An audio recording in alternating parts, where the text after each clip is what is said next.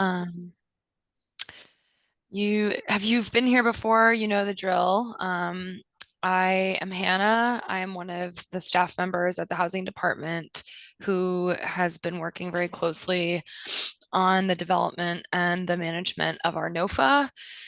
Each week, you either see me or my colleague Edwin. If you haven't noticed by now, I go on Tuesdays, he goes on Thursdays. Uh, in the next hour, I will do my best to answer any questions you have about the NOFA in terms of the term sheets and the regs that we've published and everything else that we've published on the website. Like I said, we have about an hour to get through all of your questions.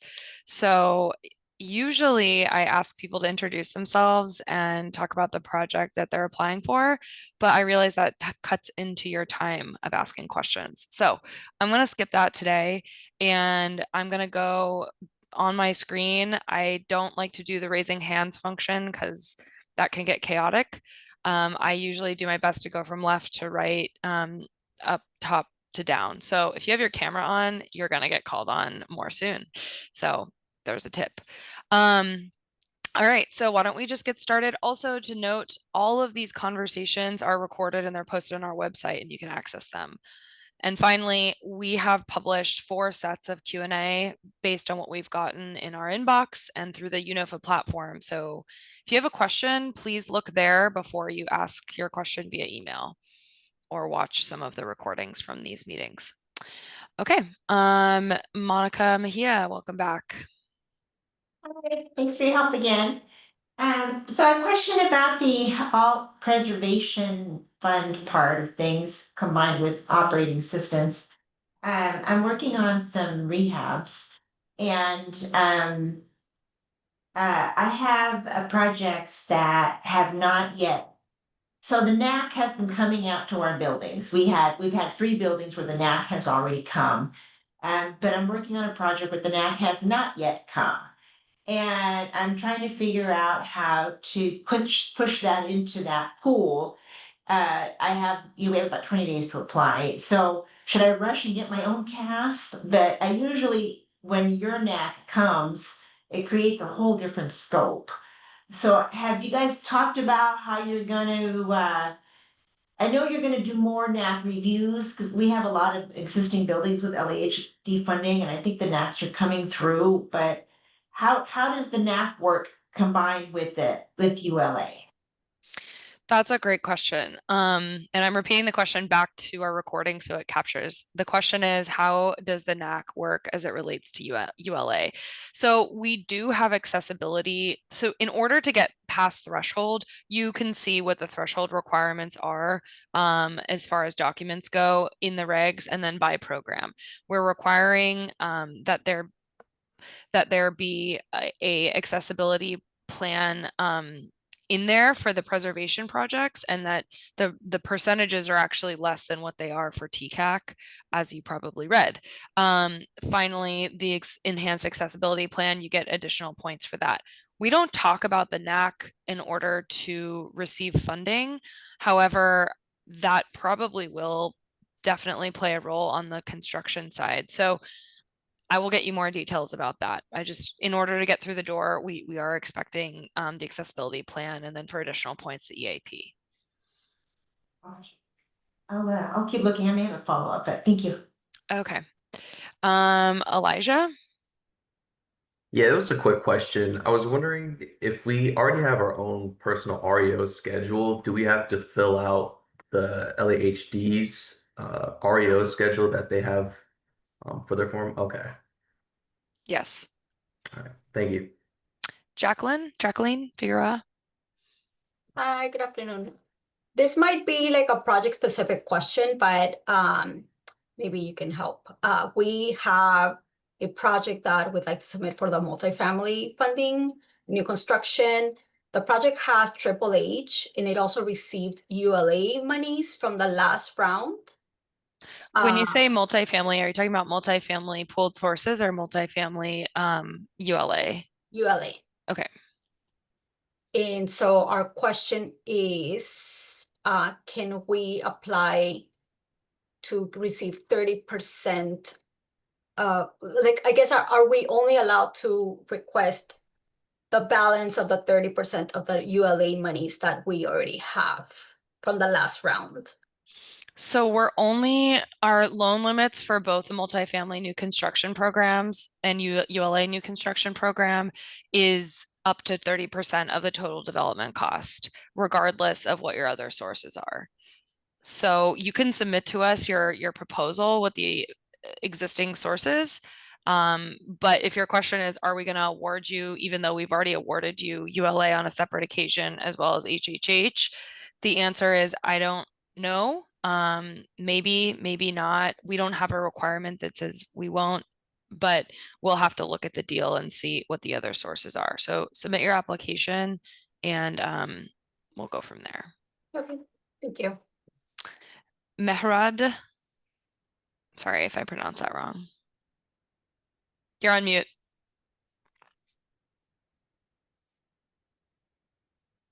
Merdad, thanks for taking my question. I actually have multiple questions, and I know it won't be fitting for this session.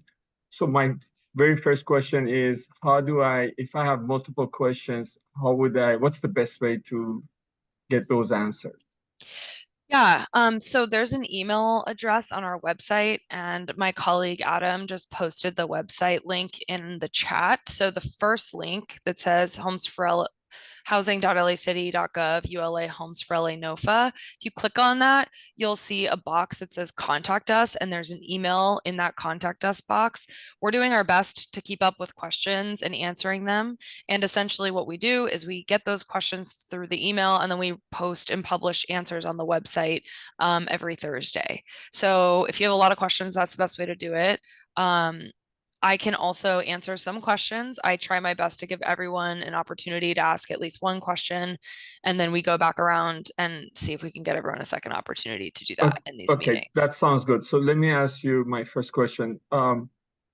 We are planning to apply for Homes for LA pool sources, and we are a for-profit, and we're looking for gap financing.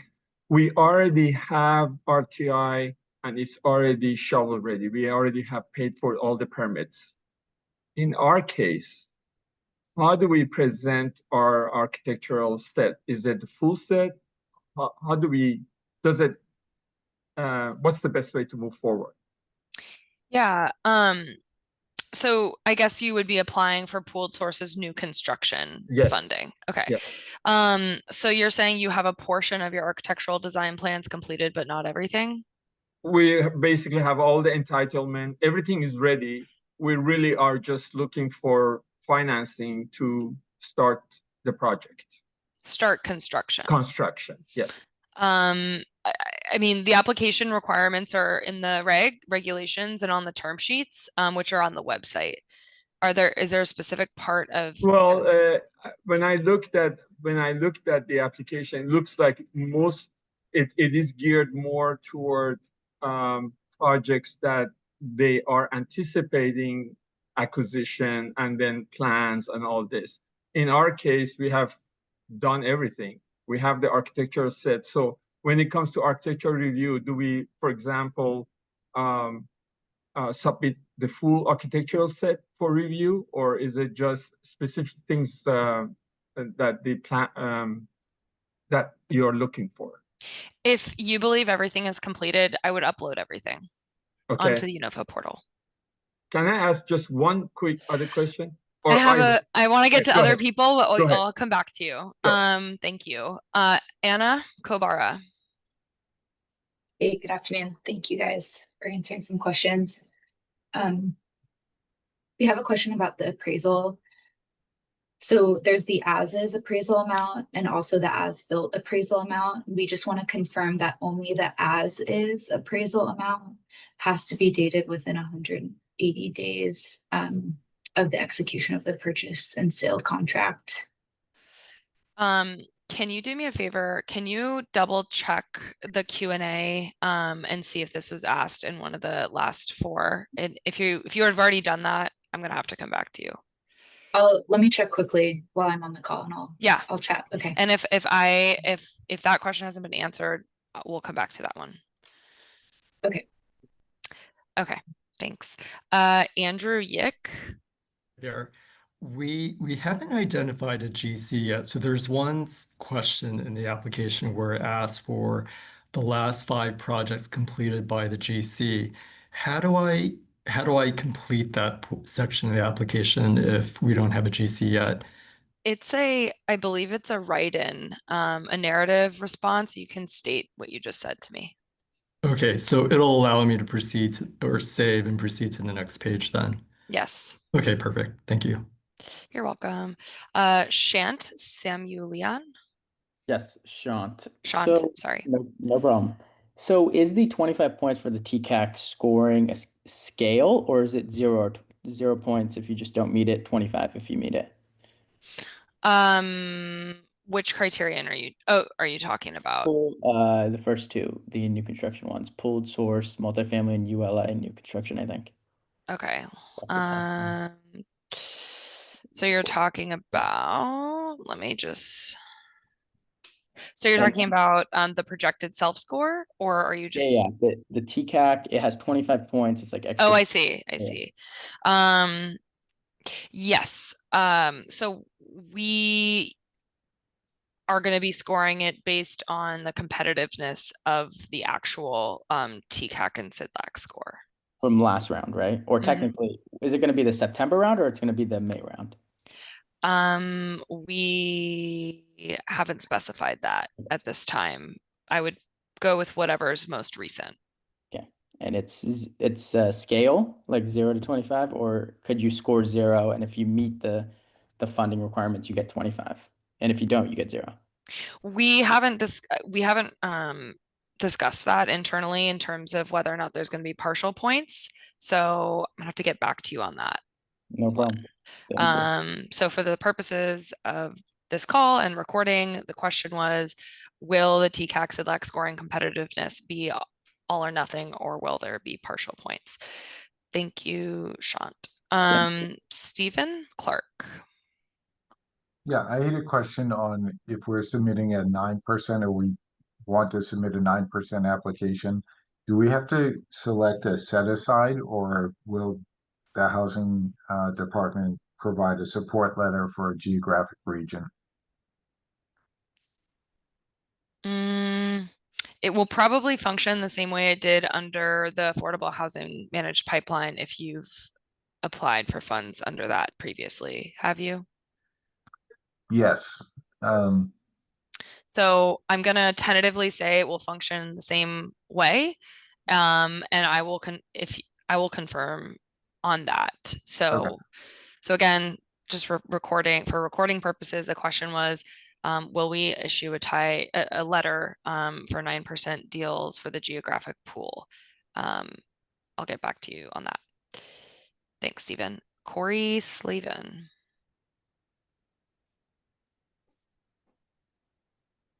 Thank you. I work for Los Angeles Jewish Health, and we're going to be doing a partnership with Menorah Housing, and the mansion tax is going to impact us. So we're trying to figure out if this is something that we can apply to help with the mansion tax. Bob Blumenfield's been helping us with that, but we're trying to ascertain if applying through this process will help us regain some of the mansion tax back, if not all of the mansion tax. So this process is available to developers and community land trusts and other applicants to build affordable housing with the ULA proceeds. Which is what we're doing. We're building affordable housing with Menorah Housing. Okay, so are you seeking a ULA tax exemption? Yes. Okay, so that is described on our website. There's a process for that and a link. And if you haven't taken a look at that, go ahead and take a look at that and you can apply for an exemption and we will determine whether or not we can award that exemption to you. Thank you so much. Yeah, and our website's in the chat. Yeah, got it. Thanks. Adriana? Yes, hi. My question is, if a new construction project intends to pay for all utilities, could you confirm that a QAC is not required because we wouldn't have a utility allowance? I think did you submit this question already? Yes, and I You don't haven't see seen an answer? any Okay. answers. That's because I think that response is in process. I'm gonna make sure to flag that, and actually I'm just gonna take a quick note for myself because I know you asked that a while ago, so I want to get back to you on that. Okay. So the QAC question. Okay. Yeah, I actually remember reviewing that earlier today, so I will make sure that that gets responded to. Okay. Sorry, everyone. Multitasking. Okay. Where is Zoom? Where are we? Steve Flores. I don't have anything right now. I'm just listening on. Okay. Thank you. Yasmin Tong. Yeah, hi, thanks. Lots of questions. One is for an existing property, like the idea is it'll have an affordability restriction. I think it was recently completed. But the idea is that it will be as market rate tenants move out, low income tenants will move in. And so I'm just not sure if we need to show you anything around relocation that like the, original developer did. I mean, I guess I'm just not. I guess the question is like if the property that we're presenting to you is already, I mean, it's completed, it's already, occupied. The current owner is not going to be responsible for any relocation. Do we need to, can we just provide a narrative explaining the situation, or is there some kind of relocation assessment that we need to provide? Yeah, so we, as part of the requirements, are requiring a relocation assessment to then tell us what you just outlined as the situation. Okay. And so the assessment will say there's no additional relocation funds needed, but we're asking for the assessment to tell us that. Okay, thank you. Okay, and I know you have a lot of questions, so I'll try and get through everyone as quickly as possible. AM, I don't know who that is. AM. I'm just listening. We could Okay. All right. Elijah, back to you. I know you guys switched orders. I'm sorry. Sometimes that happens, and I apologize. Yeah, I don't have any questions right now. Okay. Actually, sorry, I do. I do have one. Okay. So I'm filling out the pro forma, and it's giving me locked cells that's saying that the cells are protected. Is that something that is supposed to be, or am I supposed to download the pro forma? So you definitely want to download the pro forma if you haven't you mean from like you're on the website, it's an Excel file. So you click on it and it shows the Excel file. Some of them are intentionally locked because they're supposed to be the output cell, like where a calculation lives. But if you find that it's locked and you feel like you need to make adjustments to it, let me know. Yeah, there's some cells like the project summary, the project name. I can't edit that. Okay, that has been an issue. Let me do some quick chat to folks here. And actually, wait a second. Eric, you're on this call. Eric Fruth, are you there? Yes, I can drop the link. I amended the file earlier today, but oh, yay. I think I need Adam to allow me to put the link in the chat. Yeah, I was gonna mention, Hannah, that it's one of the questions. Sorry, Adam, can you please give Eric privileges to drop the link in the chat? Adam, are you there? Yeah, I'll try. I'm trying to figure it out right now. 1 second. Okay. Yeah, we need that to be the case. Otherwise, Eric, if you want to just chat me, I have privileges to put things in the chat. You should be a co-host now. Okay. So hang tight, everyone. And Eric, is this something that we're going to be able to put on the website? Oh, we both did it at the same time. Is this something that is going to be re-uploaded to the website? shortly? This version should already be on the website. And if you encounter any other issues with sale locking or other things, this is the one that you should go to re-download. This file also exists inside the NOFA round descriptions on the UNOFA website, but this is the one that is updated most quickly, the link that I just dropped, in case there's any other issues. Thanks. Elijah, can you give that a try? And if it doesn't work, let us know. Yes. Jacqueline, I'm sorry to have cut you off. Did you want to say Oh, something? no, I actually downloaded the updated file this morning, and that's what I was gonna mention. That it was on your website already. Okay. Thank you. Okay.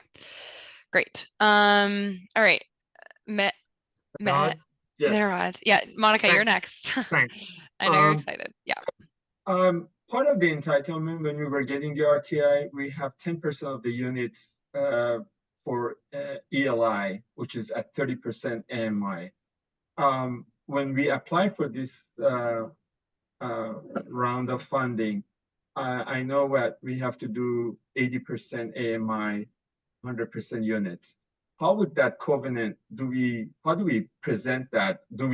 For rents, do we show the ELI or do we show all 100%, 80% AMI?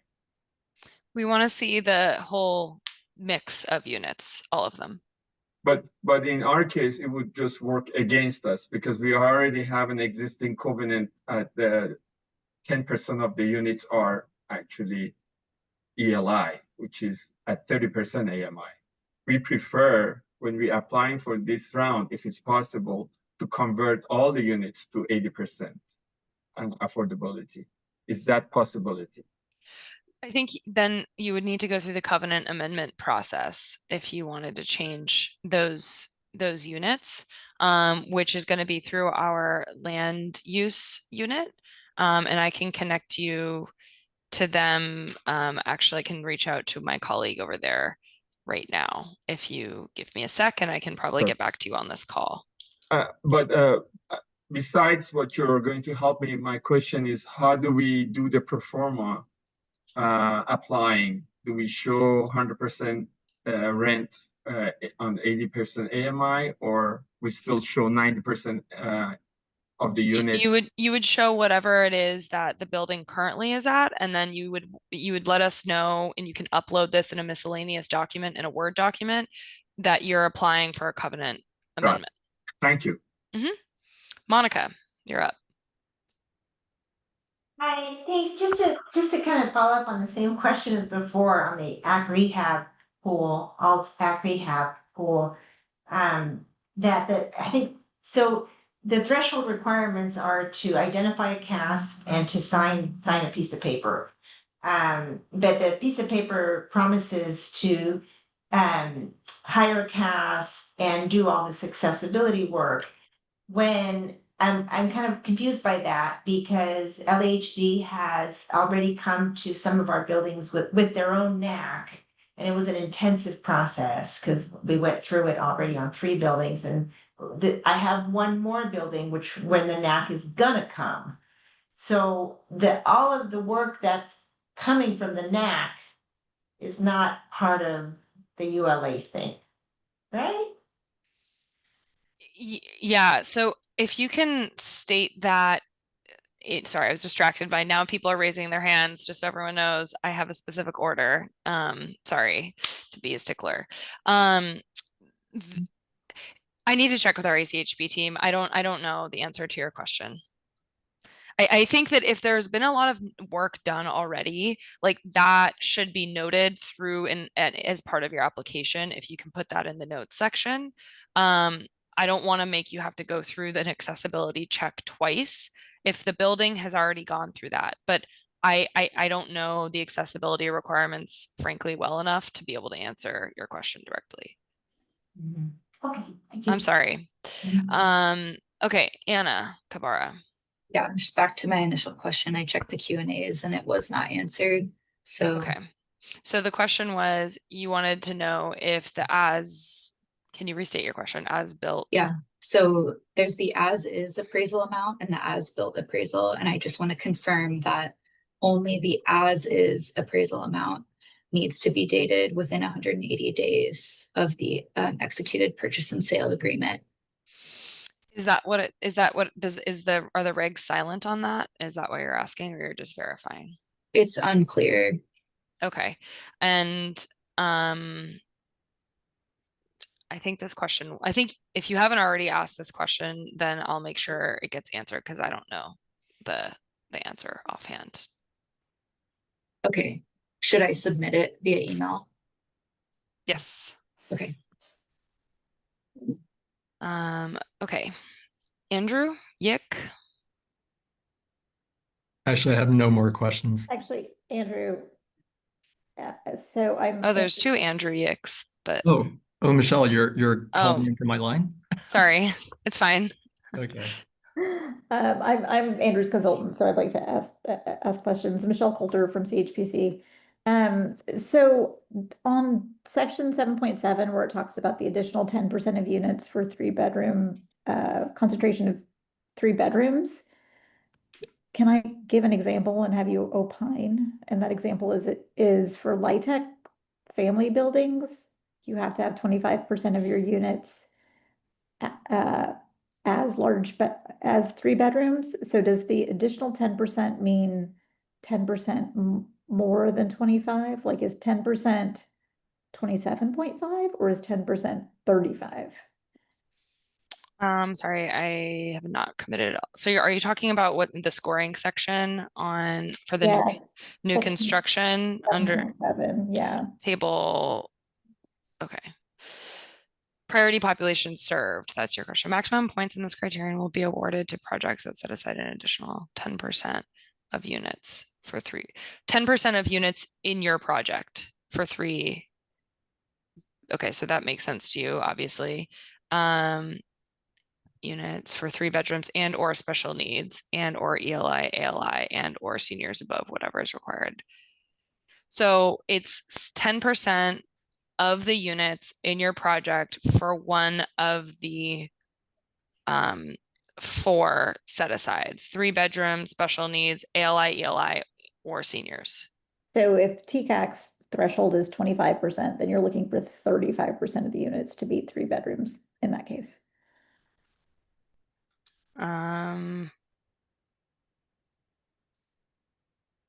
I need to confirm with you on that because we also are asking for competitiveness at TCAC.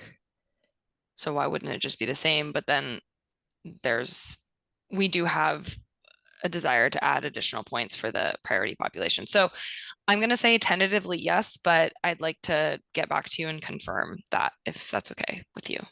Yeah, thank you. Okay. Jacqueline? I'm just listening. Thank you.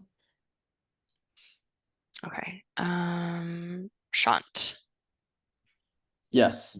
So again, on the same pools that we were originally talking about, they require that they say that we can submit the same site in each pool. However, we need different strategies. Does different strategy mean like a ground lease versus a sale, or does it mean like different unit mix?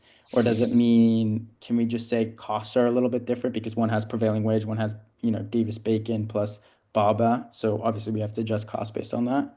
Yeah, so different strategies means like like you just said, there are different requirements for like the ULA multifamily program versus the pooled sources multifamily program. So the strategy in terms of cost for labor, for example, would look different. Right. So it basically is just saying, make sure you read the regs so that you aren't submitting the exact same pro forma for different programs. Got it. Thank you. Stephen? I had a question last week about the REO schedule and if all the debt on. Yes. I remember your question. And if you can repeat the question, I think it would be beneficial for the group and I have an answer. Yeah, the question is it just a mandatory payment debt that needs to be reflected on the REO schedule, or do we need to include all the debt, including the residual receipt loans? And the answer is the latter, all. All. Okay, thank you. Sorry I didn't get back to you, but thanks for asking the question again. Grace. Hi, yes. I had a question about the requirement for a franchise tax board form 100. If we're a nonprofit corporation and file a form 199, would we be able to submit that? I think that is, you get prompted to submit the correct one on the UNOFA platform. Eric, am I wrong about that? Sorry, could you repeat? The question was whether or not a nonprofit can submit, what form did you say, Grace? A form 199, A form 199 our exemption, basically. instead of the BTRC. Doesn't our UNOFA prompt them to enter the right one based on their status as a nonprofit? I'm actually not sure. Maybe Pratik or AJ could answer that.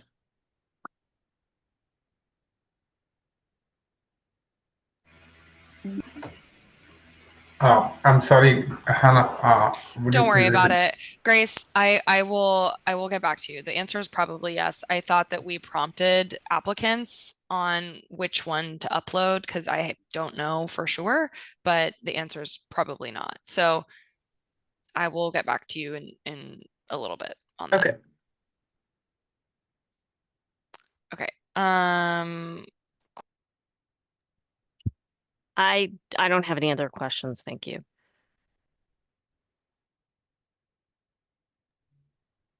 I think you accidentally went on mute, by the way. Oh, thank you. Adriana. Thank you. Yes. My other question is, I know I did see an answer for this question, but wanted to get a clarification. The NOFA says that the LHD would award points based on application's ability to demonstrate strong cash flow during stress testing, and the answer was that the stress test would be whether a project would be feasible through 55 years. And I just wanted to confirm that that was the extent of the stress testing that LHD anticipates doing on these applications. For now it is, and for now the answer is yes. Okay, thank you. Steve Flores.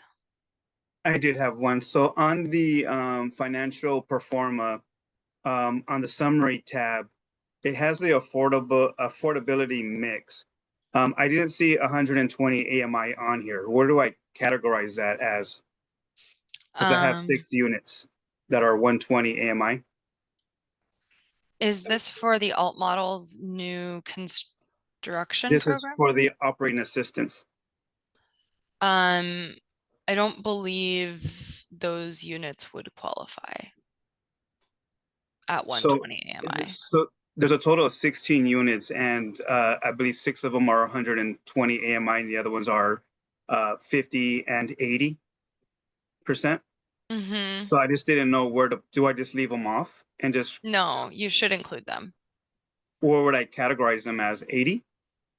No, they are 120% of AMI, which is not 80. So you need to be able to, if the cells are locked and you can't do that, it means that 120 AMI units are not except like those aren't going to qualify for the operations assistance funding. Got it. Yeah. Thank you. Yasmin Tong. Yes, so again, with existing properties, one has will have rehab, one of them won't. I'm just curious about the replacement unit determination. I don't think it applies, but I just want to confirm that LHD sees it the same way I do. Applies to the To one yeah, an existing property if where no construction occurring. and you're not you're not taking units away, Correct. correct? Yeah, I mean, yes, and I believe we've issued guidance on this, so I would just I'm sure you're aware of this, but I would just double check because we have had a couple red questions come in. So just double check that, but Okay. I'm going to repeat back to you what you said, which is you proposing a project with no of an existing building. It's a rehab project and you're not removing any units. Correct. You're just rehabbing them. Correct. Right. So the answer is yes, and double check. Okay, fair enough. Yeah. Okay, thank you. Uh-huh. AM. Sorry if I keep saying AM because I forget your name or I don't know it. It's Aaron. Aaron. Okay. Yeah. How will projects be ranked for like the cost per rentable square foot? Will that be based on, is that like a sliding scale, or how does that work? So we've received a number of questions about scoring. We are going to be releasing additional guidance about that in addition to hopefully what we'll be releasing today, which is more clarification on the entitlement readiness component. Okay, we'll just wait for that. Yeah. Chad, looks like you're new. Chad Horsford. Okay. Hi, I just have one quick question.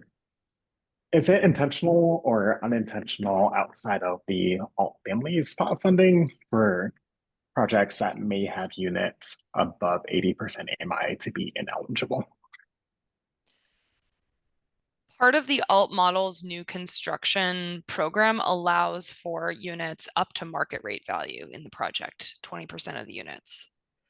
For all the other pots of funding, because currently the term sheet seems restrictive. Yes, that is intentional. 80% is the ceiling for the other programs. For non-assisted units by LAHD, given that we moved from per unit assistance a percentage of TDC, if a project came in with 80% affordable units and 20% what's called market rate units, is that ineligible? So are you seeking to, can you describe your situation to me? Sorry, I'm not following. Yeah, so I'm looking at a project that has 80% affordable units and 20% non-affordable units, and trying to get clarification on if it's eligible to apply in pooled multifamily or ULA multifamily. If that's So an you're option. acquiring a building that's part market rate, part affordable. No, new construction, but there's relocation that involve existing tenants who wouldn't income qualify. Okay, so a new construction, even though it's an existing building, are you tearing down and rebuilding? Yeah. Got it. All the units would need to be for a new construction program, with the exception of alt models new construction. For ULA multifamily and for pooled sources multifamily, need to be below 80% for 100% of the units, or at or below 80% for 100% of the units. Okay, thank you. Okay, Elijah, you're back up to the top. I think I'm good. I just downloaded it from the Google Sheets, the pro forma. So Okay. it should be working. Okay. I'm gonna keep going. I'm gonna do one more go around, and then in the last 10 minutes, we'll break the process and we'll go to hand raising. Thanks, Eric. Meheradad. Thank you. Again, our project would be pool sources, new construction, multifamily. For the appraiser, do we just do as is, or do we have to do any extra appraisal besides as is? Both as is and as built. Okay, thank you. Okay, Anna Kabara.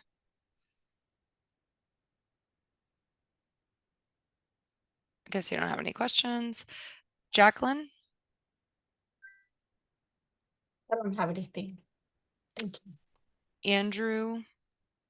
Yeah, we have another question. Michelle, I don't know if you want to ask this question about threshold item number 17 regarding for permanent supportive housing projects only as it relates to PBVs. Michelle, are you there? Okay, I'll ask the question. So we had a question regarding this threshold item. 20% of the units will be special needs, but regarding the specific supporting document, would PSH refer to 100% supportive housing, that 100% of the units be permanent supportive housing, or do we qualify as permanent supportive housing? And will we therefore have to show commitment for vouchers already?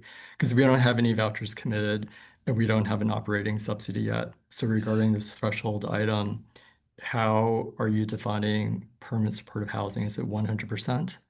Or is it just a fraction? A project could be partially PSH and partially affordable. So it doesn't have to be 100% PSH to be a PSH project. If there are PSH units in the project, 20% of the units, it's considered a partially PSH project. And for that, we would need to see a source of operating funds. Okay, so we would have to have that committed at the Yes. application. Okay. Yep. All right. Shant? Yes. So I have a question on the asbestos report, document 8, for kind of two different projects. One would be a new construction. If we're demoing a building, do we need an asbestos report? Or do we just need a letter stating that we're demoing it and we'll follow protocol? And then the second part would be if we're rehabbing. Sorry, let's start with that question. If you can look through the questions and the regs to verify this, that would be great. But I believe it's if the project is before 1978, you do need an asbestos report. Okay. Eric, I don't know if you remember if I'm correct on that, but I believe I am. I'm pretty sure you're right, but I'll double check and confirm in the chat. Okay, thank you. So the answer is pre-1978, you need an asbestos report, post a letter. Before demo, or for the application. For And then- demo, yeah. for demo. And then for a rehab project, if let's say it was built before 1978, do we also need an asbestos report now for the application? I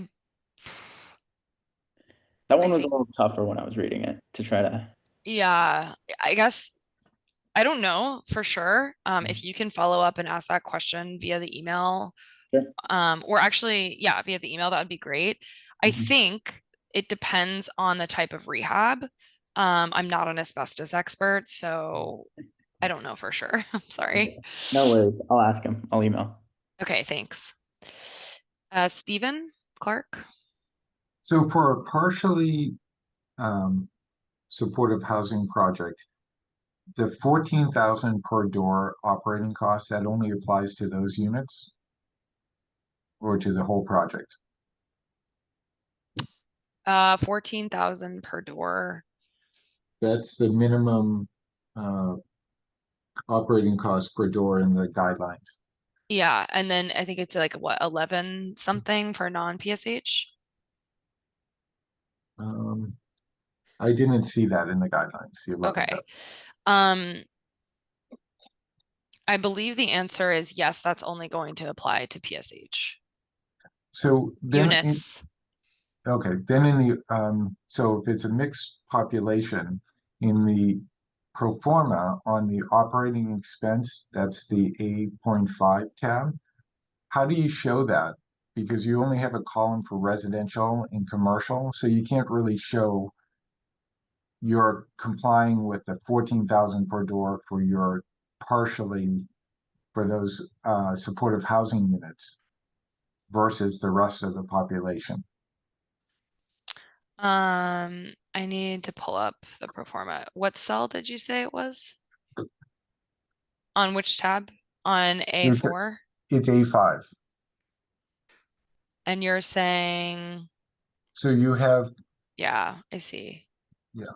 So if there were two columns there, one was for the supportive housing, so you could show that your operating expenses are 14,000 a door, and one for the rest of the population. Otherwise, how do you show that you've complied with that? Why wouldn't you just put the operating cost in the same column? Like, you see what I'm saying?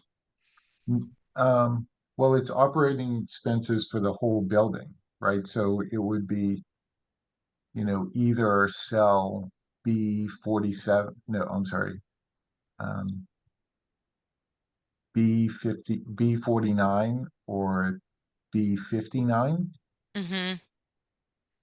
But then if you divide that by the number of units, Right, I see it's what not you're gonna, saying. It's going to yeah, be unequal. yeah. Okay. Yeah, I appreciate that feedback a lot. And I don't have an answer for you right now, but I think we need to, I'm going to make a note of that so we can fix that soon. Okay, thank you.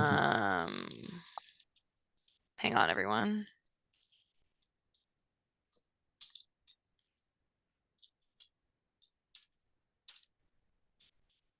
And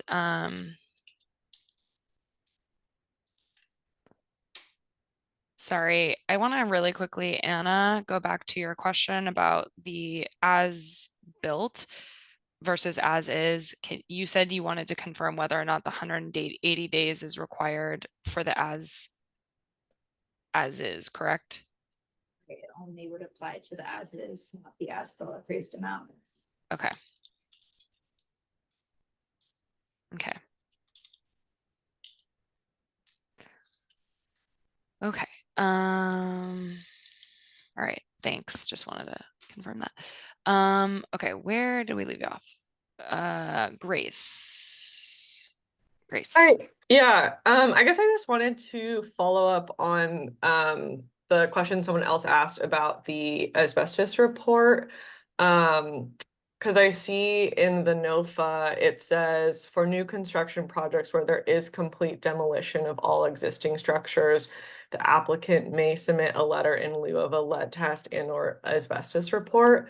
But then it looks like in a Q&A that was submitted when someone was asking about for existing structures, not calling for demo, is it required? And the answer was lead and asbestos surveys are mandatory for buildings built prior to 1978. So my question is, if it is an older building, but there's going to be full demolition, new construction, is it still okay to submit a letter in lieu of the asbestos report? If it's pre-1978, no. Okay, even if it's a full demolition and new construction? Yeah. Okay. I think we may change that in the future, but that's where our technical services team stands right now. Okay. Thanks. Corey? I'm good, thank you. Adriana? Yes, I have a question. Thank you. When updating the financial workbook, would it be possible to send an announcement or update the name of the file? Unless we're in these calls, and I don't think we would know that the workbooks have been amended. Yeah. Eric, I'll reach out to Adriana and Lance right now because we may want to send an e-blast about this.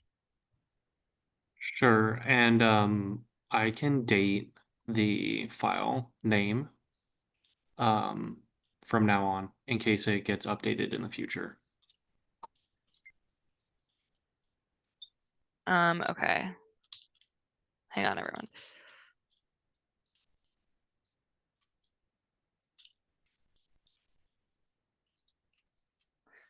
Okay. Thanks for that note, Adriana. I just reached out to our web team. Yasmin.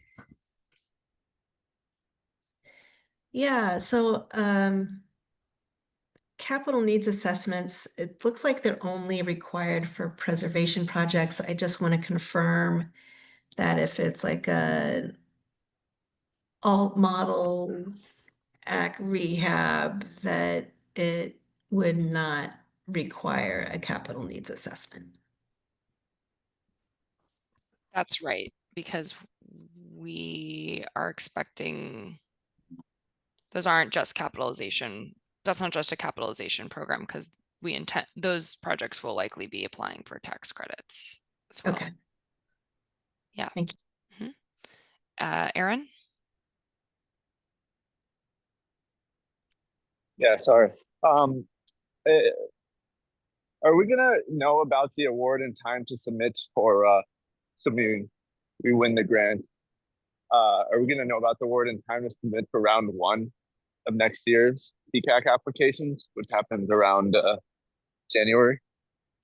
Our goal is to submit for consideration to the LA City Council no later than December 15th, a list of awardees, and then make actual awards in the following year. So it's going to be tight. When you say the following year, like 2026. So we're going to City Council to get to say, hey, everyone, these are the list of projects and awardees that we're recommending. Hopefully they approve, and then council will go on recess between December 15th and December 31st. The department probably will not be issuing award letters, but in the following year, January 2026, we will then start to issue the actual award letters. okay, sometime in the beginning of the year. Yes, that's right. Okay. But I don't have a definitive date for you. But we'll have maybe an idea beforehand. Yes. Yeah. Okay. Okay. All right. Thank you. Chad? Nothing else for me. Thank you. Okay. We have about 8 minutes left. I don't usually like to do this because it's a mad dash, but if you have another question, can you raise your hand? And I'll try my best to answer them based on the hands. Oh, sorry. Oh, go ahead. Okay. Just go. It's okay. Really basic question, but just for things that are not, it seems like for things that are not applicable, we can just provide like a brief explanation about saying why it's not applicable, and that should cover us. I mean, it sounds like there are some instances where, like the relocation assessment, for example, we'd need to provide something like a third-party thing for that, but Yeah, but if you have other stuff that's not applicable, I mean, there are places in the UNOFA, both on the narrative side and then in the upload sections, where you can add, you can make comments or you can add notes. And then finally, there's an area where you can upload miscellaneous documents.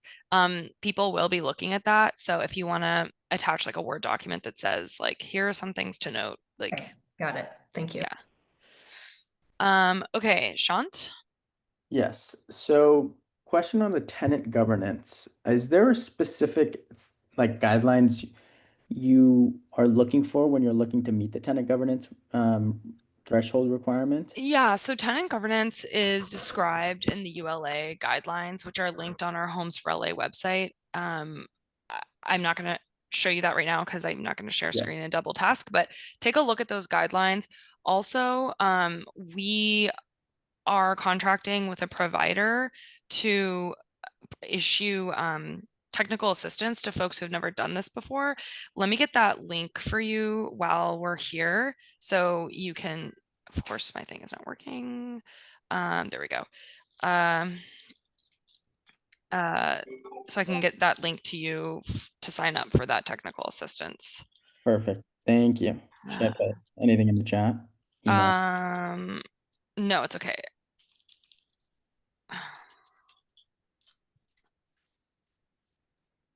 Sorry, I just was multitasking and I want to get this link to you before the meeting is over. And if I don't, I'll just email it to you.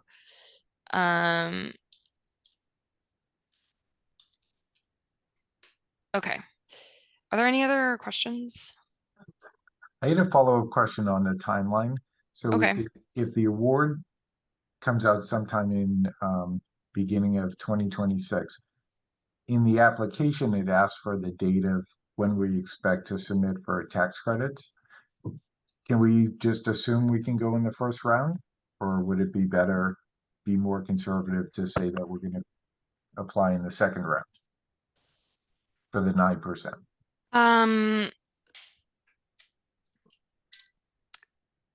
I don't know. I mean, it's up to you. I think, we are going to be proposing the awardees in December, and you'll have a good idea of, whether or not council approves that. And then our goal is to have the award letters out before, in the month of January. So it's up to you on how you want to time that. I would recommend, if you want to be more conservative, probably waiting until the second round. Yeah. Thank you.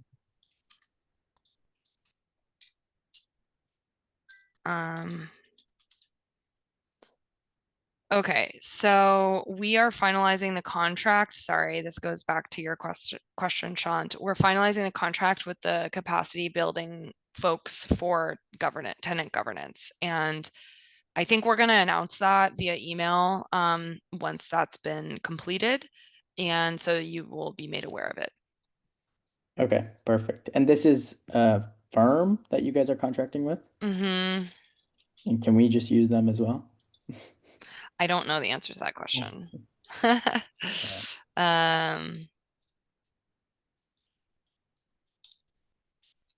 Okay. Any other questions? Okay, I'm gonna try and get back to some of you immediately following this call in the things I said I would confirm, so that you can not have to wait for an email response. And yeah, if no other questions, thanks everyone. Appreciate you. Thank you. you. Thank you. Bye.